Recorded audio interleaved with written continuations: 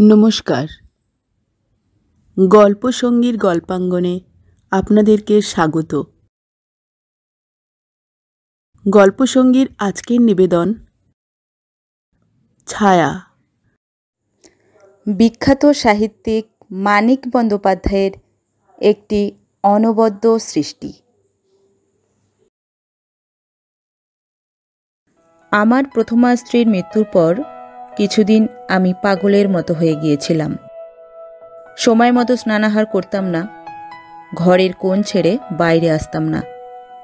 দিনরাত পরলোকতত্ত্বের বই পড়তাম আর চুপচাপ বসে আকাশ পাতাল ভাবতাম। স্ত্রীকে আমি এত ভালোবাসতাম যে শ্মশানে নিজে মুখাগ্নি করে তাকে পুড়িয়ে এসেও আমি বিশ্বাস করতে পারতাম না সে সত্য সত্যই বাষ্প আর ভস্মে পরিণত হয়ে গেছে। জগতের কোথাও সে আর নেই। আমার মনে হতো সে ফিরে আসবে, আবার আমি তার দেখা পাব। বাড়িতে বেশি লোক থাকলে আসতে সে পাছে কুণ্ঠাবোধ করে, এই জন্য আত্মীয় স্বজন সকলকে আমি দেশে পাঠিয়ে দিয়েছিলাম। পার্থিব কোনো সুখ সুবিধার দিকে আমার নজর ছিল না। একটা ঝি আর একটা ঠাকুর রেখে দিয়েছিলাম। তারা যা ব্যবস্থা করত আমি তাই মেনে নিতাম।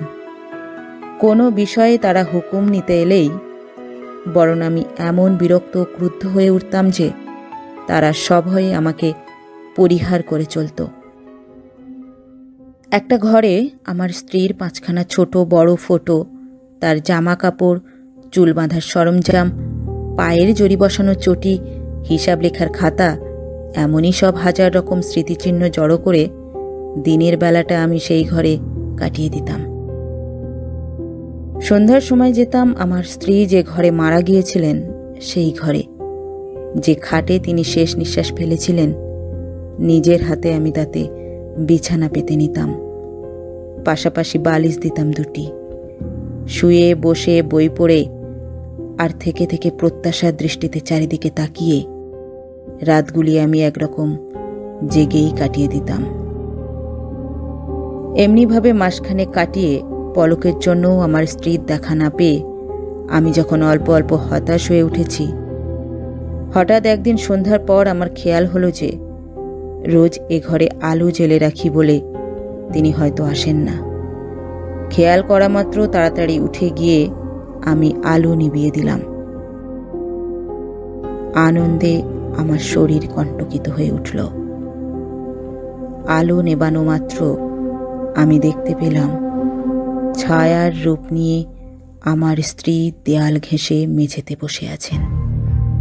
তার সূক্ষ্ম দেহ থেকে জ্যোতি নির্গত হয়ে তার চারিদিকে ফটোর ফ্রেমের মতো চতুষ্কোণ খানিকটা স্থান উজ্জ্বল হয়ে আছে।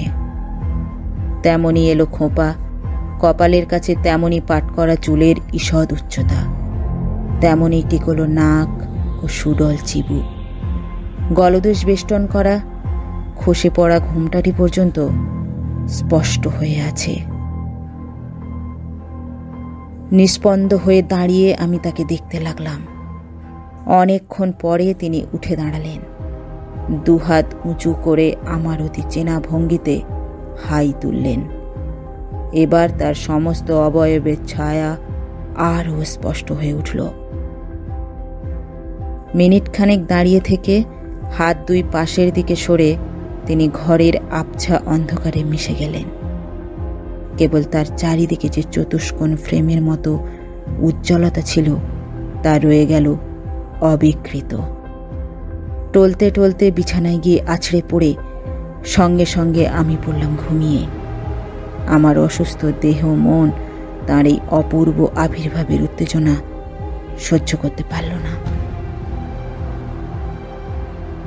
সেই দিন থেকে রোজই তাকে দেখতাম। সন্ধ্যা হবার আগেই আমি ঘরে গিয়ে বসে থাকতাম।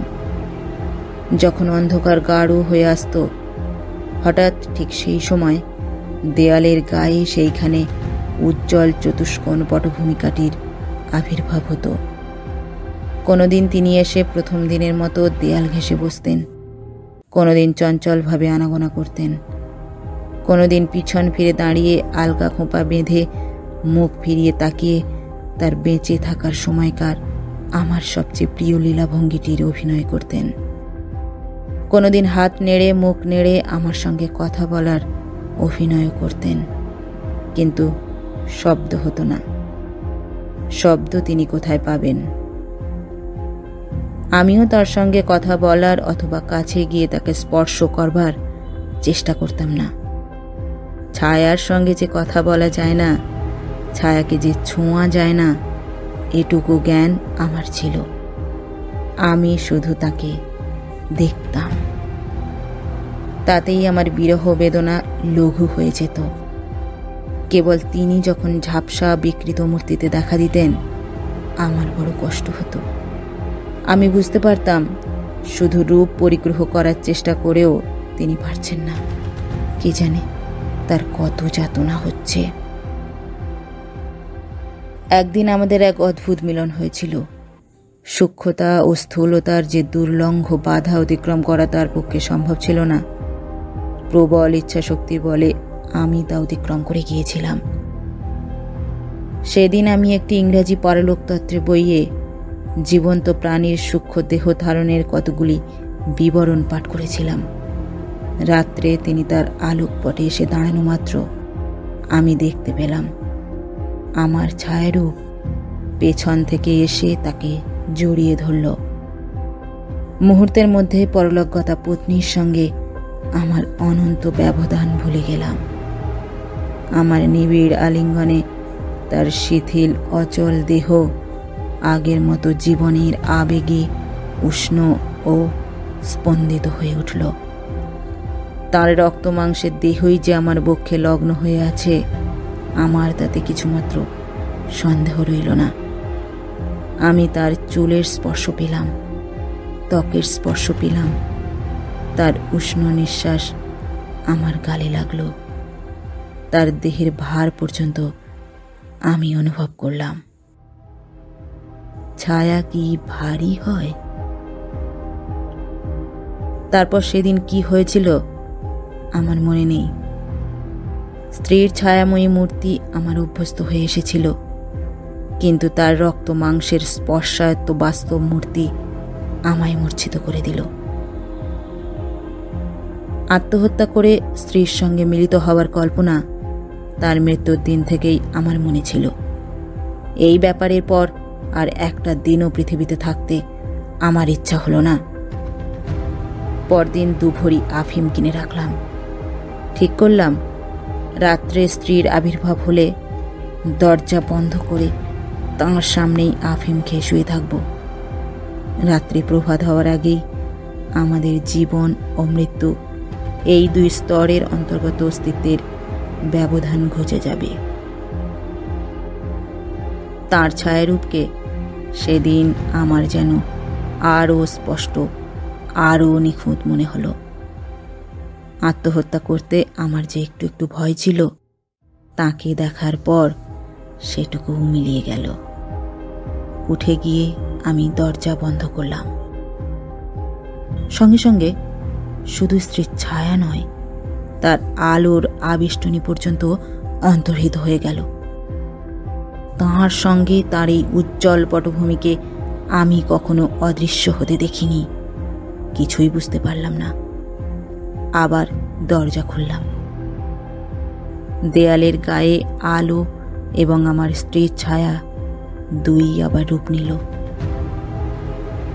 তখন তাকিয়ে টের পেলাম আমার ঘরের দরজার বাইরে বাড়ির ঝি বসে আছে, ঠিক যেন কার প্রতীক্ষায়। নিচে নামার সিঁড়ির বাঁকের কাছে দেয়ালের গায়ে যে আলোটা জ্বলছে, তার আলো দরজা দিয়ে সোজা আমার ঘরে ঢুকেছে। শুনতে পাই তারপর বছরখানেক আমি পাগল হয়ে গিয়েছিলাম। বর্তমানে আমার কিছুমাত্র পাগলামি নেই এবং আমি আবার বিয়ে করেছি। অথচ আশ্চর্য এই, এখনো আমি পরলোকে বিশ্বাস করি। নমস্কার। গল্প পাঠ যদি আপনাদের ভালো লেগে থাকে তাহলে অবশ্যই গল্পটিতে একটি লাইক করবেন এবং পরবর্তী গল্পের নোটিফিকেশন পেতে অবশ্যই চ্যানেলটি সাবস্ক্রাইব করবেন।